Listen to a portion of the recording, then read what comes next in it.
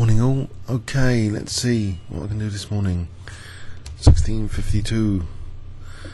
Everyone's pretty dangerous on here. What about an Albin counter-gambit for a bit of fun? His history up and down. Okay.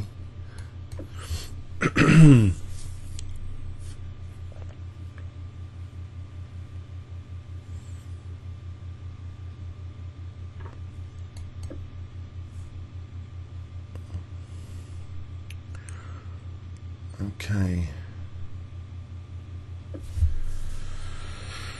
I think knight c6 for f6 plan. A3 is a good move. Very good move.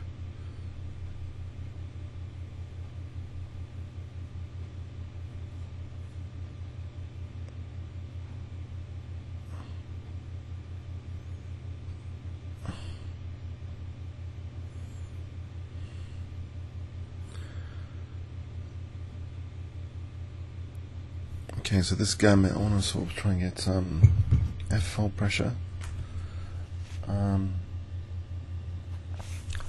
Takes, knight takes, then okay, d4 is a bit disconnected though. So something like b4, just rounding up this pawn is pretty dangerous. I wonder, actually, coming to think about it, if bishop c5 is a problem, what about g6 to try and protect that pawn? Anyway, here, so bishop c5, b4, immediately. This looks like a very strong line, actually. I don't really want to give up bishop, but I think we'll have to. If I take, then maybe d3.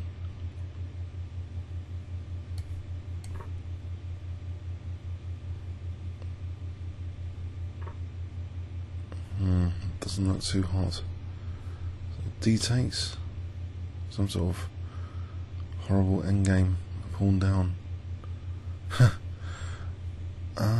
Queen d6, maybe queen d6. If takes on g2, I'll try and castle queenside. If takes, bishop takes. Rook b8. Right. So will he let me castle queenside, or he's going to stop that with rook, bishop takes b7? Right, he's let me castle queenside. Okay. That's good news.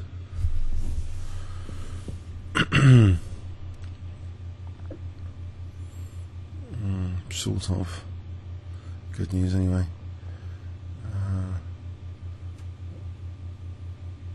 So, I don't know, still problematic.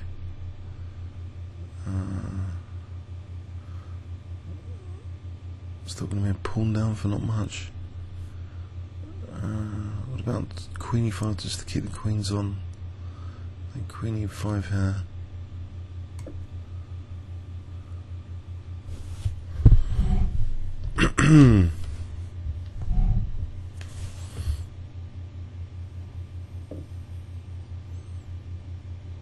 Okay, now something like g5 or g5 and bishop g7. Is that possible? It's a bit precarious. My queen actually hasn't got any, I don't know, squares unless knight f5. What about knight f5? Just trying to get that bishop. That should be some compensation. Taking on e3 and then bishop c5. Go for that. Oh, hang on. That's bishop b7. Then rook d8. Whoops. Whoa, that would be a nasty tactic to win d8. Does that work? Hang on. Bishop d6 attacking h2. Not sure that works then. Interesting. Alright, go for that. So bishop d6 on h2 after bishop e7, king takes, queen takes, bishop d6 attacking the queen, attacking h2.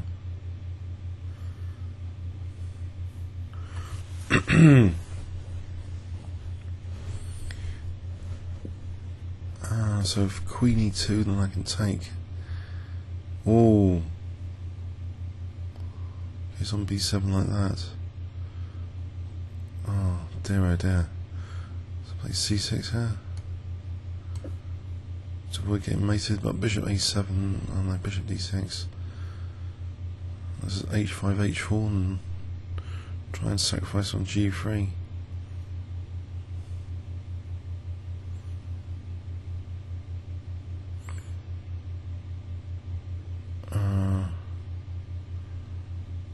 Quick way of stacking on g3 there. I thought you have to provoke g3. Then maybe take on e3, g3, knight e3, queen e3, queen g5. I ain't taking anyway to safeguard this. As bishop f4 is coming anyway. So queen g5 here.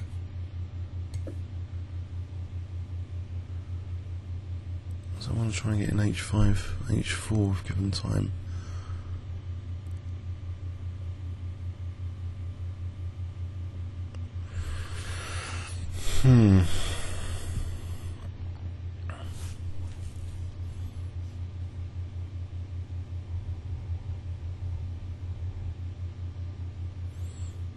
Bishop c5 is another idea.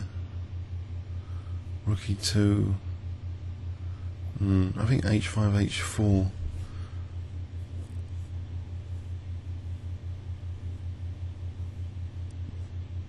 H4, queen g6.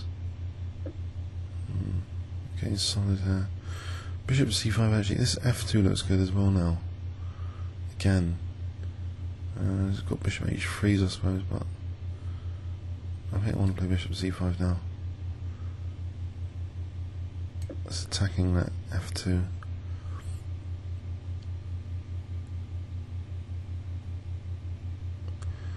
Maybe rook d2, if rook e2. Rook e1. Okay, what's this? Can I just take that? So bishop f2 is tempting. Rook d2 is tempting. Rook f8 is tempting. That's interesting. So rook d2 here. Oh, bishop f2. I think rook d2 is logical, gaining a rook there. I don't think I need to try and speed it up. There's always queen e3 on queen c5, bishop f2, king f2, rook d2. King g1, there's queen c5, there's queen e3. I think just rook d2 and then rook f8. Bishop h3 is not too terminal at the moment.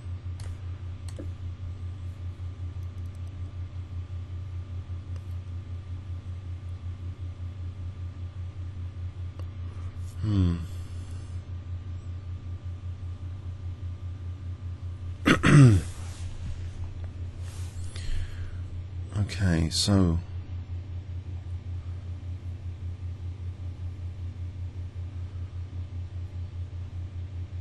opposite colour bishops, but pawn down. But f2, I've got access points to f2. Ah, did have. If only I'd done rook f8. Oh dear, oh dear. Right, try and get in doubling rooks, I think, on D8. And there's rook f7.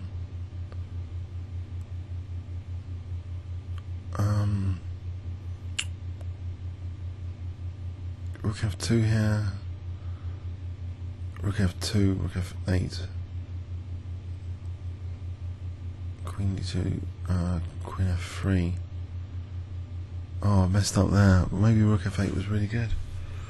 Now this rook f7 business.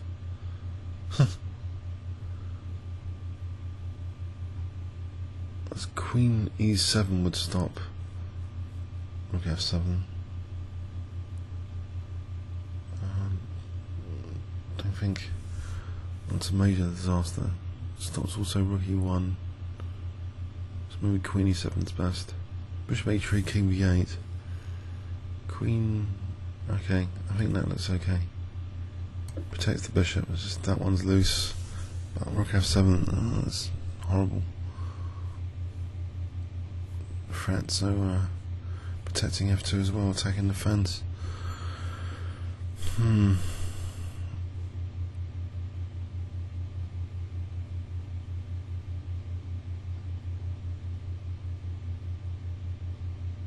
G5, rook just moves on that f4.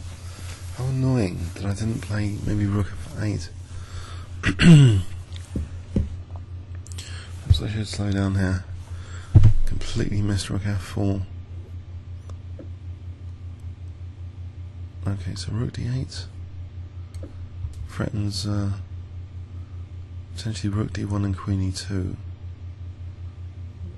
Actually, he's off b7 now, so queen e2 is more fun for rook d1 without rook f7s.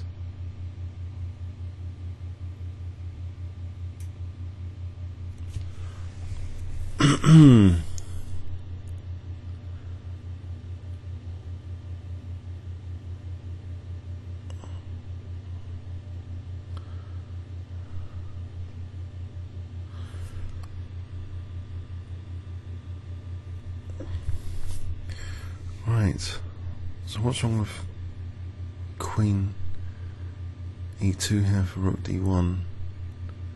Queen e2 looks pretty dangerous. Also threatens bishop f2. Rook f1, rook d1.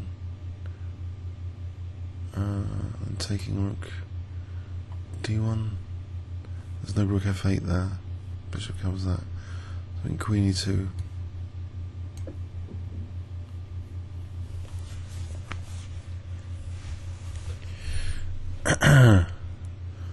Looks like a strong attack building up.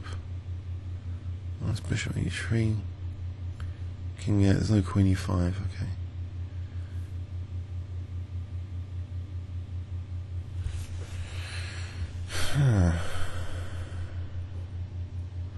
So bishop d4 might be a threat. Rook d4, there's queen f2. So bishop d4 skewing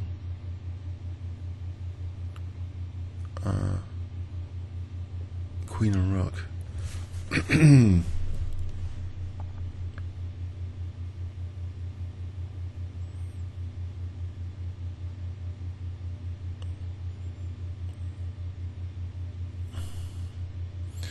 He's on g7 though. So say rook f1, rook d1, queen g7. Then I'm tied down.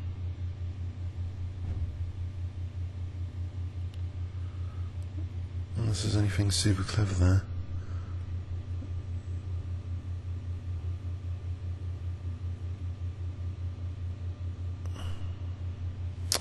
Rook f1.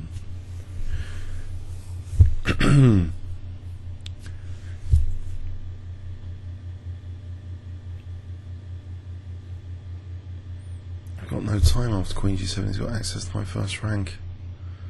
Hey. Bishop d4 maybe to evict the queen. Give me a bit of time. Bishop d4 just now it's queen a5.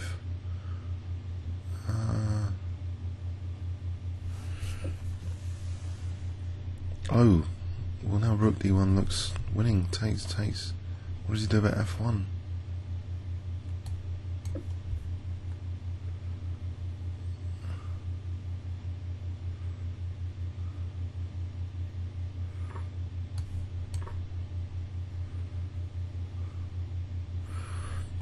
I'm lucky here in this game. I think he played a very good line, very good line against the Albin counter-gambit, so a bit lucky. He was resigned. Okay, so brilliant line. Just simply a3 and e3 stops the nonsense with the checks, undermines d4. Very dangerous. But yeah, so here I think blundered rook pardon me, f8 would stop rook f4. Mind you, then there'd be rook e2 and I'd be regretting not having rook d2. So I can't get both rooks in. Yeah. So comments or questions on YouTube. Thanks so much.